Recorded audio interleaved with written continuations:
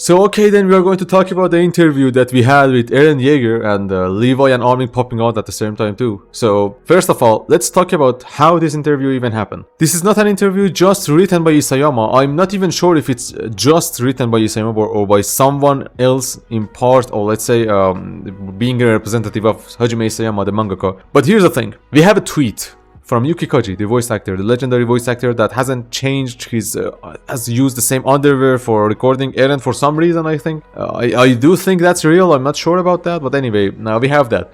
And I have seen a lot of you dooming over at the subreddit. Please stop to, this is more AOE than dooming material. But first of all, let's read the tweet that, again, Agise, thank you, I am using the translation you have here. Thank you.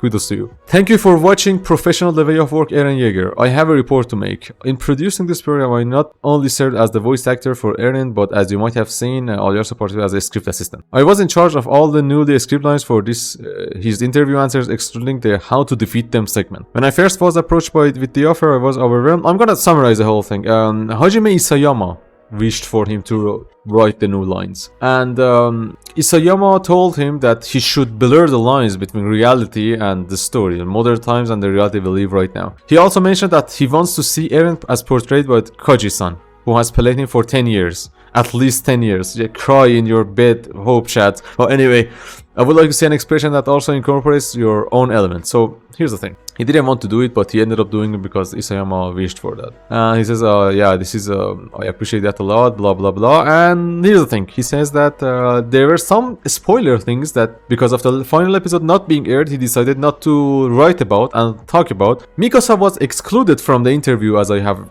noticed. I have seen almost roughly half of the interview, and I could understand half of the interview with the English subtitles, but by many people over at different places, Twitter and stuff.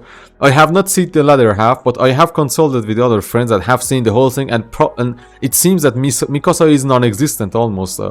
She doesn't have a voice in the interview, and everyone else actually does. Interestingly, Armin and Levi are present. I have seen their segments too. So all in all, you could argue, I'm not sure about how the interview has been written. I'm not sure how much insight Isayama has had on the interview. I do think a lot probably, but due to the lack of evidence, let's just go with the dooming option and say that many of the things that are AOE related in this are not going to be canon, because this is not headcanon. So let's go forward, and I do remind you that Isayama is the same person that said that Yuki Koji's performance, holy shit, I forgot to talk about that in the Farsi English Farsi video, I have to include that hey, the whole thing with Yuki Koji's performance made him change how he executed some plot stuff. So let's just jump into the interview. We have Eren on the Titans. Why do you keep fighting? And oh, holy crap, I have the Farsi translation. He says that I was forced to do it. No one wants to be killed by the Titans, so I was forced to fight, but I realized that the enemies we had were humans. To summarize it, he says that I couldn't accept a situation in which our freedom would be taken away and our lives would be in danger. I couldn't accept that. That is why I Tatakai. And this is it. And that's a very important question. No, that's a very important sentiment to share, that I had no choice but to fight. It kind of goes against the edgelord view of some of the AOE hope chats or the ANR anime, the ANR community that thinks that Eren is a edgelord that after doing the full rumbling is going to somehow, this video is full of spoilers by the way, is going to somehow decide to not give a shit about anything and live happily ever after with Historia and banging her every single night and have like 69 kids with her. Okay, the banging part of banging Historia, okay, I'm on board on that. Amazing, beautiful, my type. But hey, this is kind of wrong, because the whole point is with Eren not actually being traumatized, but he actually does, and how he destroys the world. Even the ANR Akatsuki no Rikwaye music video points to that Eren has grief, Eren has regrets, and Eren is a human. That's why I defended, and I will keep defending pathetic Eren, even though the execution was bad. He didn't need to be punched by Armin of all the people. So let's just go forward. This is pure AOE material. Let's go forward. We have more interesting stuff. They ask him, what is freedom to you? He says, freedom is being able to, for people to live their daily lives without being worried or being threatened. And that's a very interesting definition of freedom. And He says that the only thing he wanted to was to take a nap under the same tree that we have a song about, and ties into AOE, but anyway. And he says that's all. And then we have a cut to Eren, kid Eren waking up and crying, and then we have no, that's not it. That was not enough for me. There was a view I wanted to see, and that's why I wanted to fight Tatakae. I just wanted to fight. Psychology of Eren Yeager is now more, let's say, more on the display and view for us after this interview. And this is not the only thing.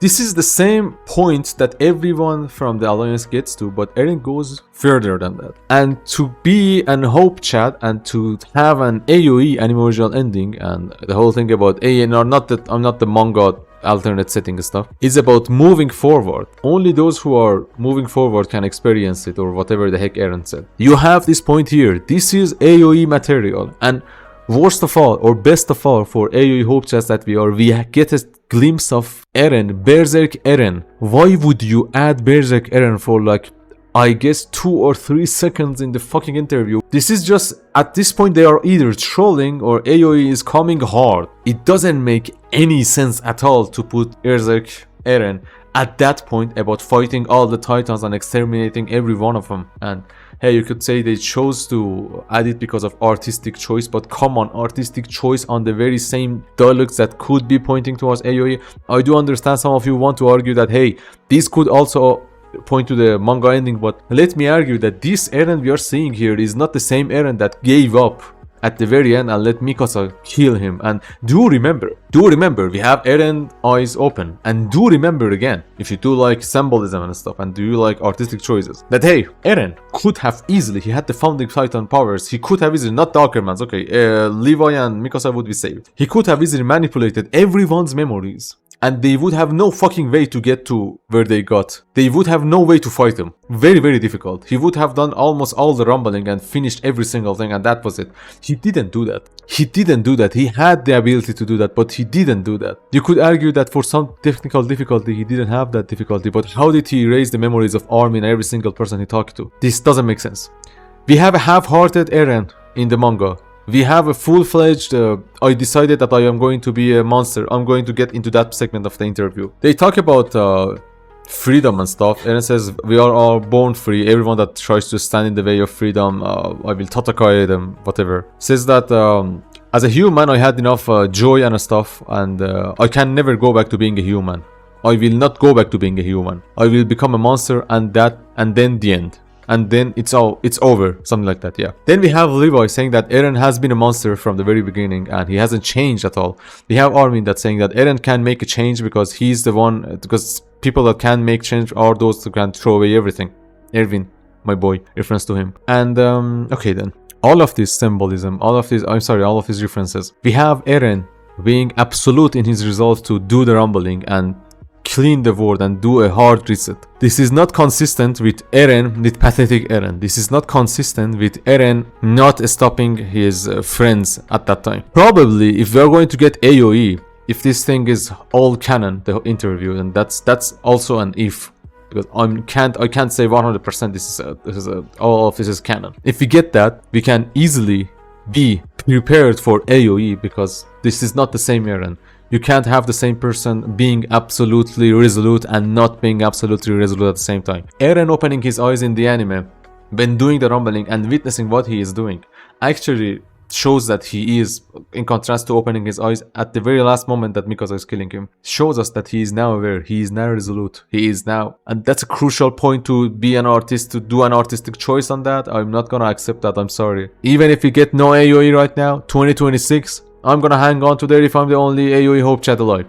2026 ends, if I'm alive, if we are alive, no nuclear Armageddon or whatever, okay then, I give up. And that's the point I will give up, not right now. I'll keep fucking till 2026, 31st of December, and that's it. And then we have the part with Eren, I love my mom. And he says there has been no change to that. So Eren had to basically kill his mom. And now he's like, I love my mom. Where is the reasoning in that? Where is the logic in that? So he actually killed his mom so Bertolt wouldn't be eaten. And what's the point? I mean, I do understand they had to get to the point they are, and if that didn't happen, he wouldn't get the Titan powers, but there must be something in the horizon the view he wants to arrive. The Linked Horizon probably coming back, and that would be amazing. I'm not a fan of Linked Horizon, but the symbolism hypes me up because it could tie into AOE. What does it mean? So he doesn't get to destroy the Titans as we do see in the manga ending. They are back. The manga ending is consistent with the whole thing of that Isayama lays out for us, that hey, Eren, you can't, or anyone, you can't destroy the cycle of violence, because actually if there is more than one person in the face of Earth, on the face of Earth, there is bound to be conflict. So why did he sacrifice his mom? There must have been something in the horizon. Why would he choose to become a mass murderer? For their sake? You could argue that. That's actually a valid point. He probably did that so his friends could live long and happy life, at least long life, that they did get to actually live long lives. That's true. You can't deny that. Paradise had peace for a relatively long time until they all died. So we see Mikasa die of old age. So I guess that's okay. The destruction of Paradise comes way later, it seems, and you could say he achieved his objective. But the declarations, the sentiments he has here, do not go toe in toe with the manga ending. There has to be some explanation. There are inconsistencies. You could say this is not canon. I couldn't argue 100% that it is actually canon until I get to get confirmation that this is completely canon. But hey, that's all I had to say on the matter. If by any chance I had mistaken the thing and there were more stuff in the interview, because I have not been able to understand the whole interview. My Japanese, my Nihongo not good. So if by any chance I see that there is more to it and I have failed to convey their meanings or they were important, I will actually make a follow-up video. Thank you for watching and hope you had a great day. Stop dooming. We are less than 12 days away from Attack on Titan, the last part. Be happy we got to experience this wonderful masterpiece and with its problems, and I am happy to have been and will be a fan of the series, and I will make content on it even after it's finished, the content I have for the afterwards, after the whole thing is done. But do hang on if you want to, because I do plan to make content about other anime too. JJK, Jujutsu Kaisen, I'm making episode by episode analysis on my Farsi channel. I'm not sure how many of you would actually like to see that voiceover and stuff, but hey, thank you for dropping by and have a great day. As we say in Farsi, Shabaton Bakhair, Uzran Bakhair.